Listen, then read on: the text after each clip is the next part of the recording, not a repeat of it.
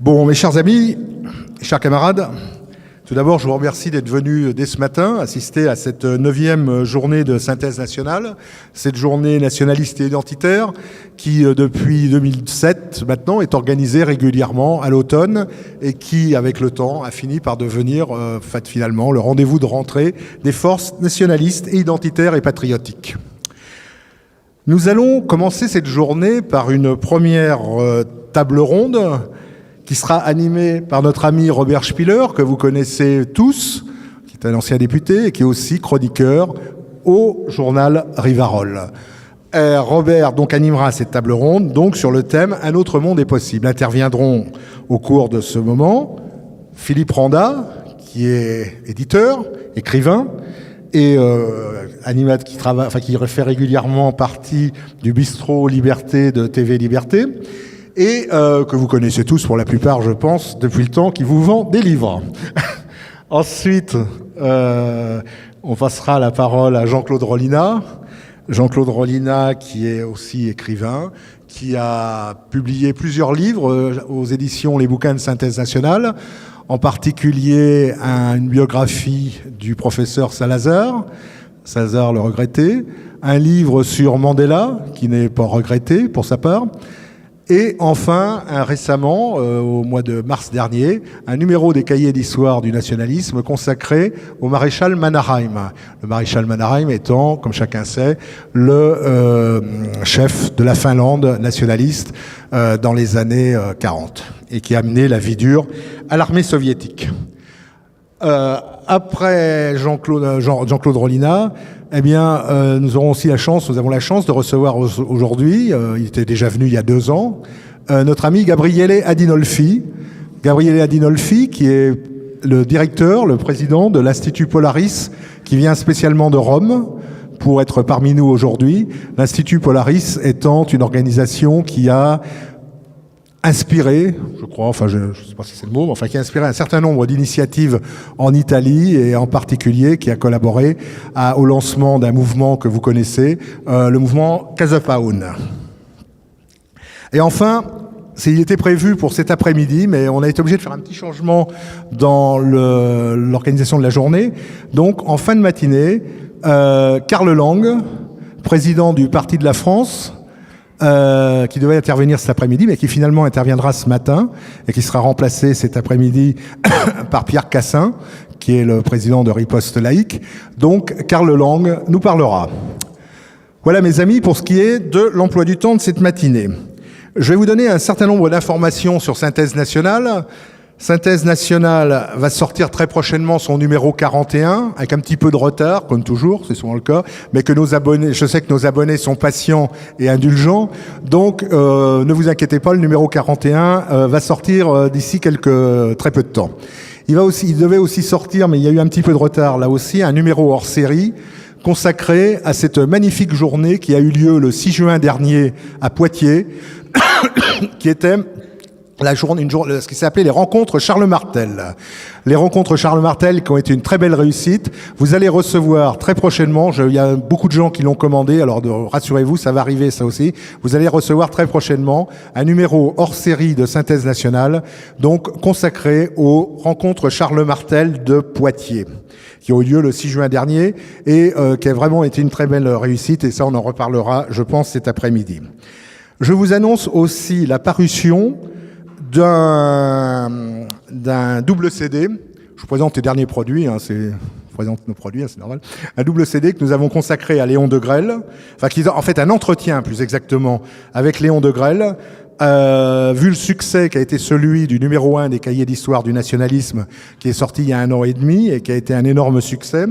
Pour vous donner une information, on a eu la chance de recevoir vendredi un abonnement de la Sorbonne. Donc c'est une consécration pour nous d'avoir la Sorbonne qui s'abonne au cahier d'histoire du nationalisme, et en demandant les numéros qui étaient passés, dont le numéro sur Degrelle. Voilà.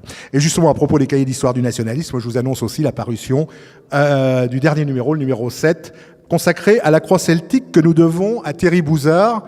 Thierry Bouzard, journaliste au Journal Présent, qui est aussi un écrivain qui a écrit un certain nombre de livres sur la musique et la chanson, considérant que la chanson est un élément important pour le combat. Enfin, une dernière petite chose. Je vous le disais tout à l'heure, l'an prochain, Synthèse Nationale aura 10 ans. En 10 ans, nous avons essayé d'occuper le terrain, nous avons essayé de remplir la mission que nous nous étions fixée au moment de la création de l'association et de la revue, à savoir redonner à la droite nationaliste et identitaire une dynamique et lui redonner une aide à son combat. Tout ça, nous l'avons fait à très peu, avec peu de moyens, et finalement, je vois que vous êtes nombreux à être fidèles ici, à venir fréquemment, à nous avoir suivis dans toutes nos réunions, dans tout ce que nous avons fait. Nous avons, mais ça on en reparlera aussi un petit peu cet après-midi, j'en reparlerai un petit peu cet après-midi, mais nous avons décidé de lancer une association des Amis de Synthèse Nationale pour soutenir notre action. Alors tous ceux qui veulent adhérer à l'association des Amis de Synthèse Nationale, ils sont les bienvenus. C'est pas un parti politique, c'est pas un mouvement, c'est pas une concurrence aux quelconques associations qui existent, mais c'est une association qui servira à la fois de réservoir militant, parce que pour réaliser une réunion comme aujourd'hui, ça a quand même mobilisé pendant presque un mois une vingtaine de militants. Ça ne paraît pas, ne serait-ce que pour installer les banderoles, faire les envois d'invitations, préparer, tout le travail que vous connaissez tous, puisque la plupart d'entre vous sont ou ont été militants. Donc on a besoin aussi d'être soutenus, donc on a besoin que beaucoup d'entre vous adhèrent à l'association des Amis de Synthèse Nationale. Donc vous trouverez des tracts et des bulletins d'abonnement sur le stand de Synthèse Nationale qui est à l'entrée. Maintenant, je vais laisser la parole à Robert Spieler, qui va maintenant animer cette première table ronde. Je vous remercie.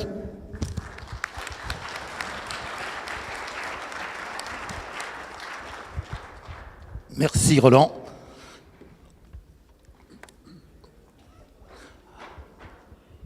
Oui, le thème de cette journée est « Un autre monde est-il possible ?»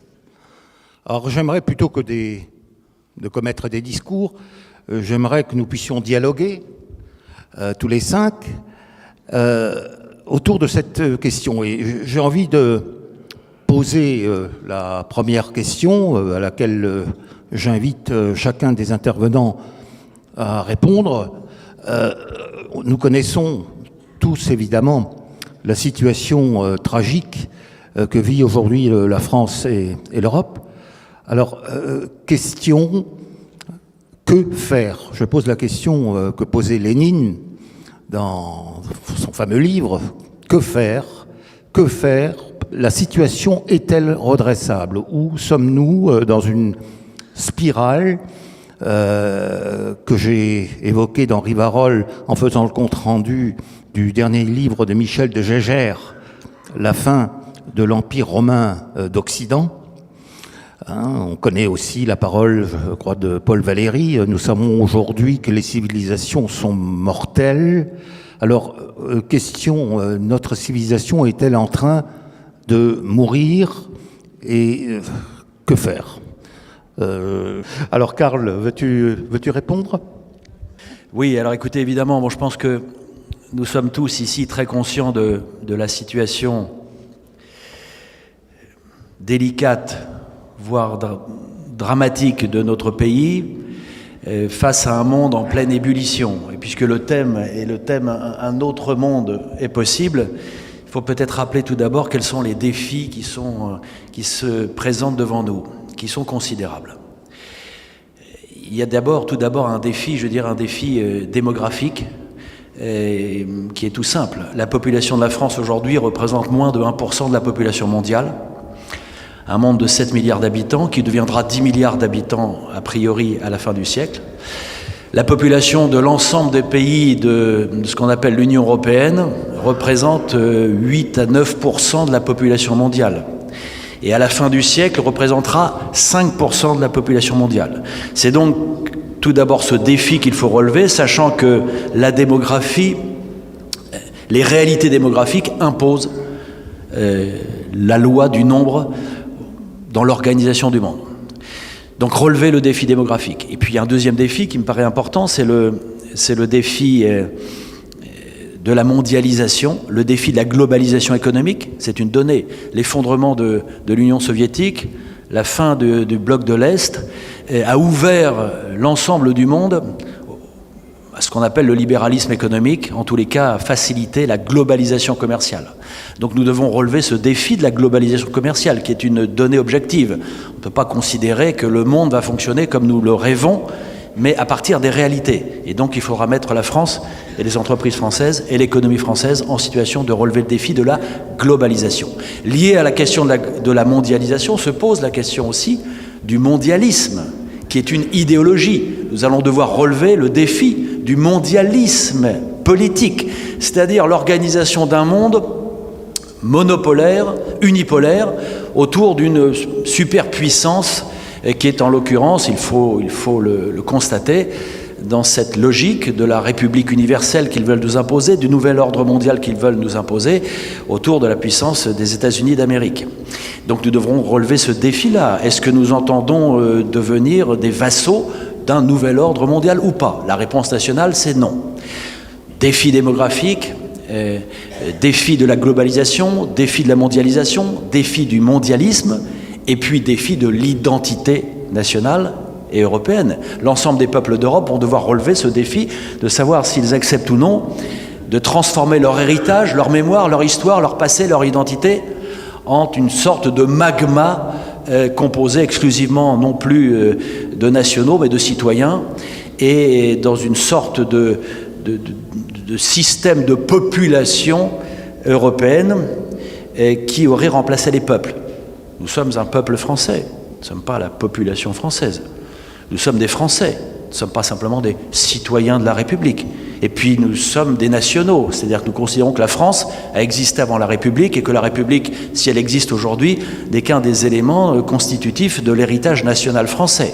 Et à chaque fois que vous allez entendre les représentants de la classe politique parler de citoyenneté, de laïcité et de valeurs de la République, ils parlent de la République et de la citoyenneté pour ne pas parler de la France et pour ne pas parler des Français.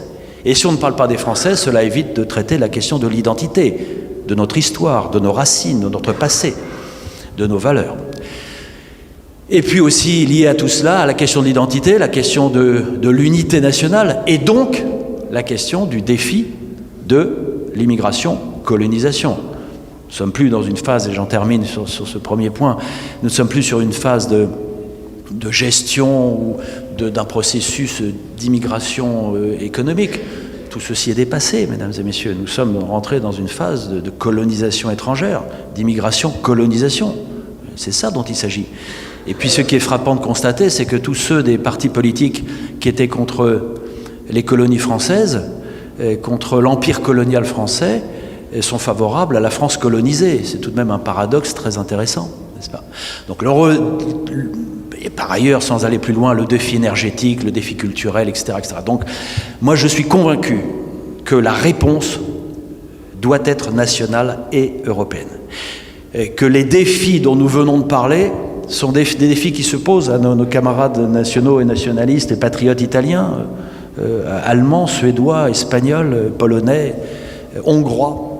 Et que si l'ensemble des peuples d'Europe, forts de leur identité, de leur histoire, de leur passé, de leur spécificité, de leur héritage national, si l'ensemble des peuples d'Europe qui partagent un héritage de civilisation européen et chrétien, pour faire synthétique, eh bien si l'ensemble de ces peuples d'Europe, de ces nations d'Europe s'organisent différemment et s'organisent autour d'une politique de redressement national, de reconquête nationale et de défense de nos valeurs communes de civilisation européenne, eh bien moi personnellement je considère que tout est encore possible, que nous sommes encore suffisamment nombreux, nous, peuple de France, sur la terre de France, et nous, peuple d'Europe, dans chacune des nations d'Europe, nous sommes encore suffisamment nombreux sur chacun de nos territoires nationaux pour réorienter notre avenir, pour reprendre en main notre avenir et pour reprendre le contrôle de l'avenir national. C'est cela le nationalisme moderne.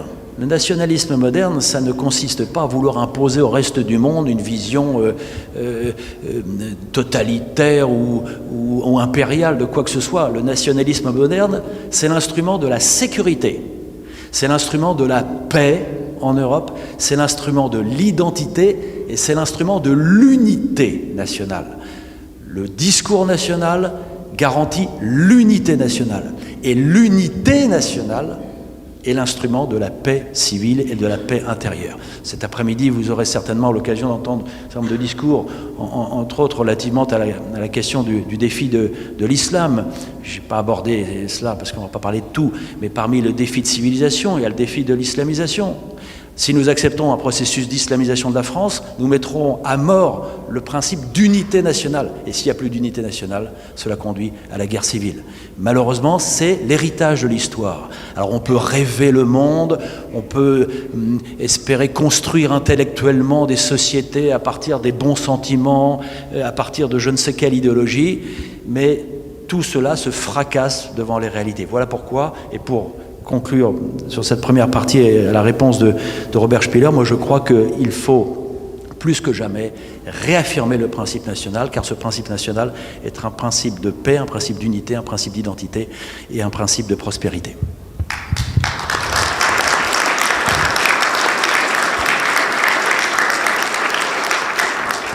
Merci Karl. Gabriele, C'est moi? c'est toi, oui. Que réponds-tu à cette question? Que faire? Ah ben, bien compliqué, enfin pas bien compliqué, bien structuré je pense, plutôt que compliqué. Parce que, en fait, disons qu'un autre monde est possible. Oui, il sera pire.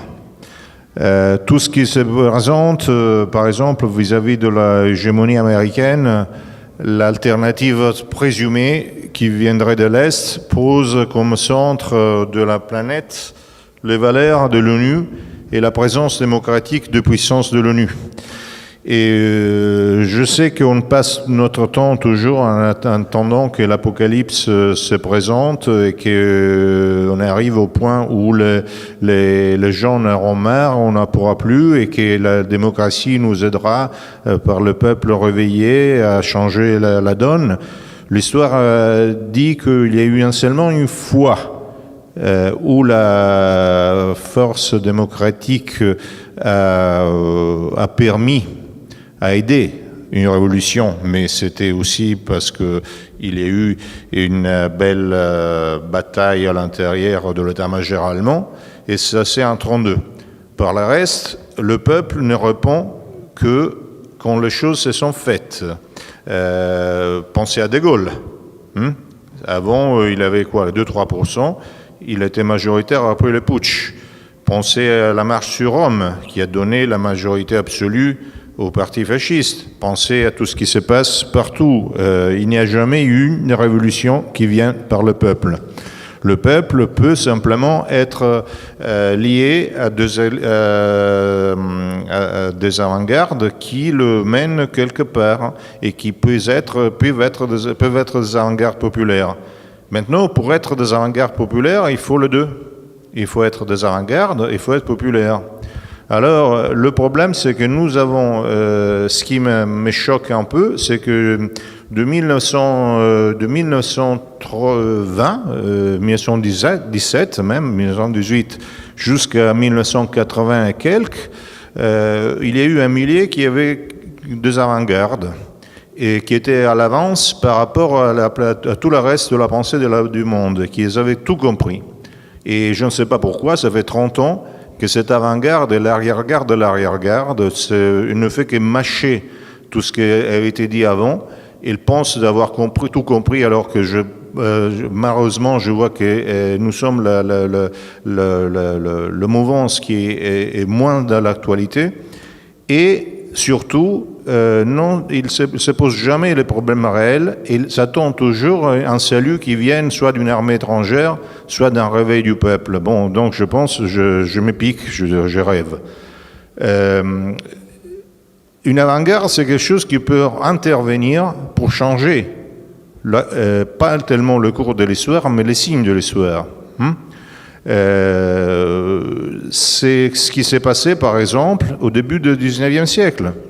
Je veux dire, Napoléon a changé le signe de l'histoire. Et ceux qui voulaient changer l'histoire, ceux qui raisonnaient exactement comme raisonnent aujourd'hui la plupart des nationalistes dans toute l'Europe, sauf l'Aube dorée, ont fait comme les légitimistes. Ils ont simplement essayé de faire, arracher un ancien régime qui n'existait plus.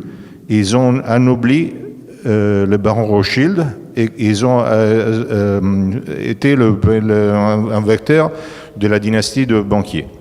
Alors, si on n'est pas en mesure de changer les signes de l'histoire, mais en allant dans le sens de l'histoire, et si on n'est pas dans le réel, bon, après, on peut toujours rêver de quelque chose. J'entends rêver de choc de civilisation, qui du reste a été quand même bien étudié et établi par le Pentagone. Donc celui-là aura lieu, mais pas ce que nous pensons. J'ai entendu parler de réveil du peuple, j'ai entendu penser de les gens en ont marre, donc on fera quelque chose. J'ai entendu parler de guerre raciale, j'ai entendu parler de tout. Mais chaque jour qui passe, les choses vont pire et personne ne fait rien. Parce que le problème, tu disais avant, que faire, disait Lénine, mais il ne se posait pas une question. Il donnait une réponse. Parce que Lénine était quelqu'un, bon, je considère quand même qu'il y a, je suis tout à fait d'accord avec l'idée de la répartition et indo-européenne, et je pense que Lénine, tout à fait dans un autre couleur, tel que voilà, c'était des guerriers. Le guerrier se pose la question de que faire pour gagner, pour conquérir. Il est conquérant. Donc Lénine a donné une méthode de conquête, évidemment sur une idéologie et sur une vision du monde qui ne m'appartiennent pas. Mais c'était une idée de conquête, ce n'est pas une idée de savoir d'où venait le salut et quel serait le moment où la mesure était comble. Parce que chaque fois que la mesure est comble, il arrive quelqu'un, peut-être, mais c'est quelqu'un, normalement, c'est pire de ce qu'il y avait avant. Alors nous sommes en face d'une situation particulière dans laquelle nous subissons, nous vivons, ou subissons, ça dépend, une révolution démographique. On est passé au domaine satellitaire, ce qu'un écrivain italien, qui n'est pas de la mouvance évidemment, appelait nomos de l'ère. Nous vivons dans une époque de concentration financière et médiatique. Nous sommes, heureusement, je dis ça, dans une ère de post-démocratie. Donc la démocratie démontre carrément qu'elle ne vaut plus rien. C'est pas nouveau, parce que si vous pensez à 1871, après la chute de Napoléon III, la plupart des élus étaient monarchistes, mais ils ont voté pour la République. Donc que le fait que la démocratie ne correspond pas à ce qu'elle raconte, c'est pas nouveau. Mais aujourd'hui, on s'amuse. On s'amuse, le valet de Soros, Tsipras, et aller faire semblant de ne pas vouloir accepter les accords avec l'Union européenne, a demandé au peuple grec, vous voulez qu'on refuse cet accord? Le peuple grec a dit oui. Bon, c'est normal, je voudrais bien voir qui ne dirait pas oui, le fait de payer un peu moins. Et alors, il a présenté des accords encore pires. Donc, ce qu'on démontre, c'est que la démocratie n'existe plus. Et je dis que c'est peut-être bien. Et on a un moment dans lequel on a dépassé les souverainetés étatiques, sauf pour les États très petits ou les États en grande dimension continentale. Alors, si on considère ça et on travaille sur ça pour changer les signes de l'histoire et pas pour essayer de bloquer l'histoire, on peut faire beaucoup de choses. Parce qu'autrement, je vais dire, même au début des années 80, cette mouvance qui était à l'avance dans l'histoire faisait des propositions mythiques, parfois utopiques, mais des propositions. Aujourd'hui, j'entends toujours parler du non. Non à l'Europe, non à l'Union européenne, non à l'euro, non aux Américains, non à l'Occident, non, non, non, non, non, comme les enfants capricieux.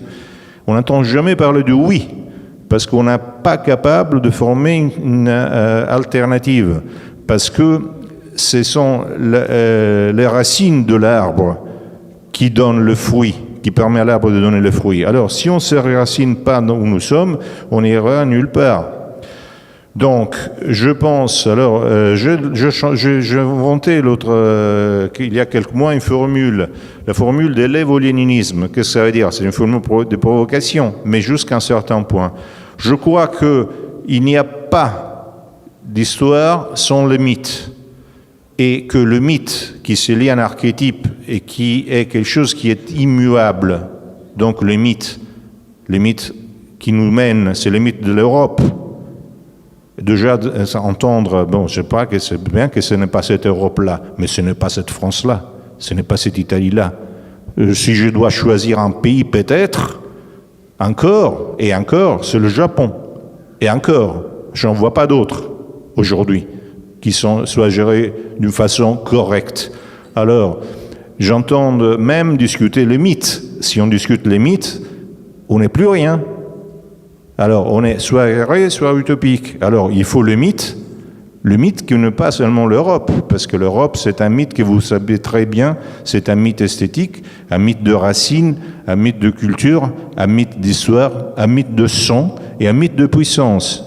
Et à ça, il faut ajouter une méthode, il faut ajouter quelque chose qui permet d'aller dans le sens de l'histoire. Le sens de l'histoire qui parle d'un passage en post-démocratie, d'un passage où de minorités capables d'organiser les choses les organisent et qui font au même temps une concentration économique, ils font du lobbying, ils créent du social elles-mêmes, ils font aussi une révolution culturelle, dans le sens de la puissance, pas dans le sens de l'impuissance. Donc, je crois profondément dans la révolution européenne, sur laquelle je me suis engagé, je continue de m'engager, avec beaucoup de camarades de tous les pays du monde, de l'Europe. On est en train de créer, même à Bruxelles, un centre d'études qui s'appelle Europe, mais on fait plus que ça. Par exemple, en Italie, là, le 23, donc bientôt, on tiendra ceci. C'est-à-dire, on a commencé à créer une espèce de chambre de commerce. On a pris des contacts avec plusieurs gens qui sont dans des pays en développement et on va faire connaître les possibilités pour permettre aux entreprises italiennes, mais pourquoi pas françaises, pourquoi pas grecques, de travailler là où on peut travailler. Donc, ce qu'on va faire, ce que les squadristes ont fait dans les années entre 19 et 21, où l'État manque, on va prendre la place de l'État. Donc on va créer de la souveraineté, on ne va pas pleurnicher parce qu'il n'y a pas de souveraineté, on va la créer. Donc je crois profondément que c'est le moment de faire une révolution culturelle qui est plus que ceci, et dans lequel c'est hic et nunc maintenant, et ce n'est pas en cherchant le vote. Bon, je n'ai rien contre, ce sont des dynamiques sociales, je ne suis pas contre les partis, simplement il faut voir en quelle manière on peut les investir pour les utiliser, les instrumentaliser, alors que je vais instrumentaliser pour commencer moi-même, parce que dans l'objectivité, il faut instrumentaliser. Donc, alors, je crois que c'est la façon dans laquelle on peut vraiment marcher. Je suis engagé, le centre d'études d'Europe, ça va commencer, et même la question des contacts d'entreprise pour aller jusqu'à l'organisation de catégories, et peut-être, pourquoi pas, une logique corporatiste, va commencer aussi. Vous avez, dans le stand de Roland, vous trouverez ceci, qui explique deux tracts comme ça qui vont expliquer ce que nous allons faire. Donc, si vous voulez le prendre, vous le prendrez. Et vous pourrez rester si les gens qui sont intéressés pourront me contacter. Ça sera pas alternatif à quoi que ce soit. Ce n'est pas un mouvement politique, ce n'est pas un parti politique, et c'est synergique avec tout. Parce que je crois que la révolution, ça ne se fait pas avec un « ou », ça ne se fait pas avec un non, ça ne se fait pas avec un moins, ça se fait toujours avec un plus et ça commence dans l'immédiat. Un autre monde est possible, oui, il sera pire si nous ne le changeons pas. Mais on ne change pas le monde en attendant que le monde change, on change le monde en travaillant sur l'espace, sur le cosmos, par la révolution interne, par soi-même. Donc, si chacun de nous se regarde au miroir et commence à dire « toi, c'est mon premier ennemi et je dois te dominer pour que tu deviennes ce qu'il faut que tu deviennes », si on ne commence pas par là, bon, alors ce monde-là, c'est le monde que nous méritons.